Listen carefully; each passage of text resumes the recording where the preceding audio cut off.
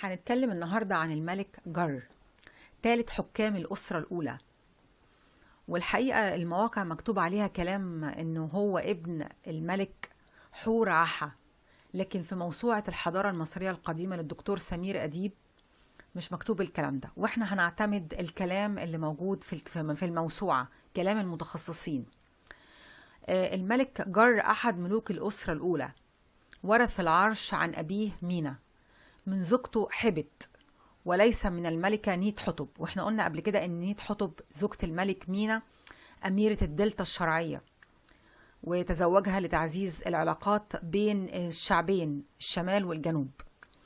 جر مش ابنها، ابن زوجة تانية اسمها حبت.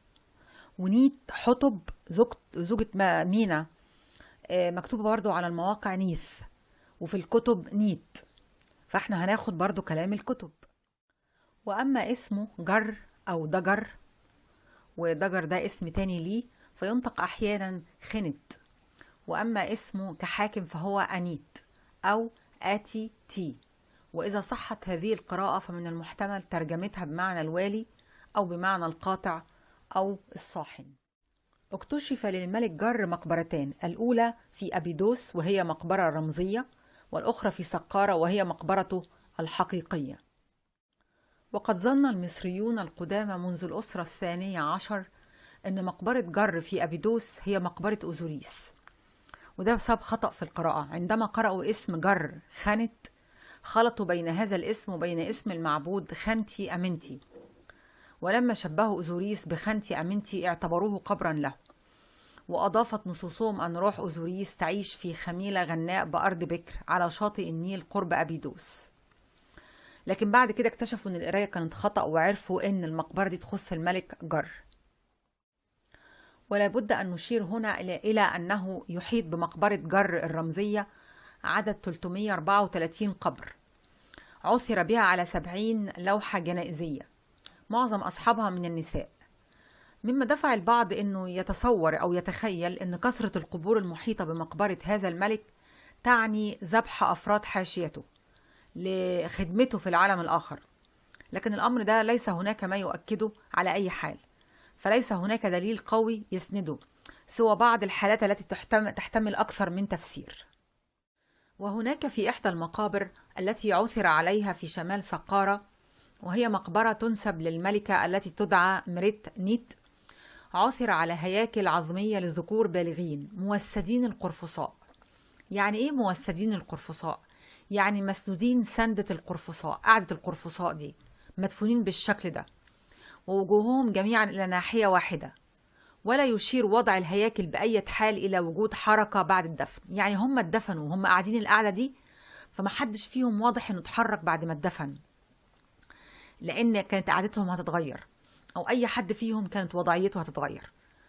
وعشان كده يبدو من المحتمل أنه حين تم دفن هؤلاء الأفراد فإن ذلك حدث بعد موتهم، ليس هناك ما يشير إلى دفنهم أحياء. يعني هم ما اتدفنوش أحياء، لا اتدفنوا أموات، لأن الوضعية ادت انطباع في الأول بكده.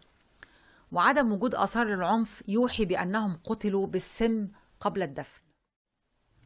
وعلى أي حال فإن هذه العادة لم تكن شائعة في مصر، وترجع أصلا إلى تأثير أفريقي في عصور ما قبل التاريخ، ثم استمرت بشكل عرضي في الأزمنة التاريخية المبكرة.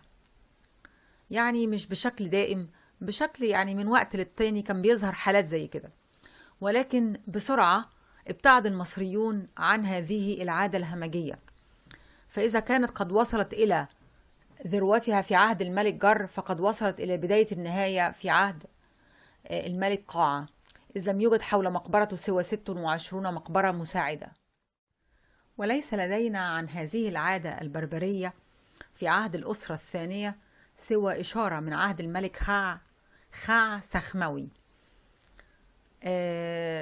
إذ وجد أن المقابر المساعدة حول مقبرته بأبيدوس ما بين 10 و15 مقبرة.